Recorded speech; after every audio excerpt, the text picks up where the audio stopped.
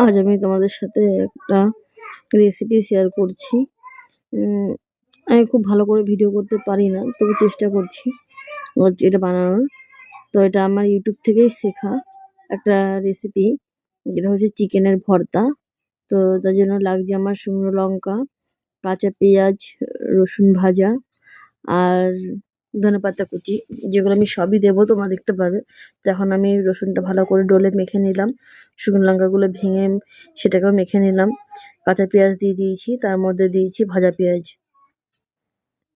এটা সবই আমার দেখে শেখা। এবার দিয়ে দিলাম ধনেপাতা কুচি, তারপর এটাকে ভালো করে ডলে ডলে যতটা মাখা যাবে ততটাই টেস্ট হবে। এই রেসিপিটা আমি আগে একদিন করে এটাই করে খেয়েছি, তারপর একদিন করে খেয়েছি, কিন্তু আমি দিনকে আর ভিডিও করিনি। তো এই যে দিয়ে দিলাম চিকেনটা, আর চিকেনটা হচ্ছে আগে থেকে একটু নুন দিয়ে জলে সেদ্ধ করে নিতে হবে, আর সেটাকে ভালো করে ছাড়িয়ে নিতে হবে।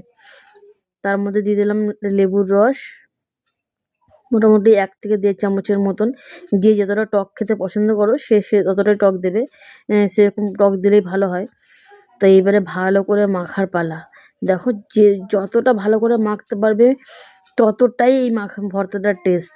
আমি দেখেছি, কেন আমি প্রথম দিন যেদিন করেছিলাম সেদিনকে অতটা মাখা হয়নি, অতটা ভালো লাগছিলো না, কিন্তু দ্বিতীয় দিন যেদিন করেছিলাম ভীষণ ভালোভাবে মেখেছিলাম, তো খুবই টেস্ট হয়েছিল। কেমন লাগলো তোমরা কমেন্টে জানিও।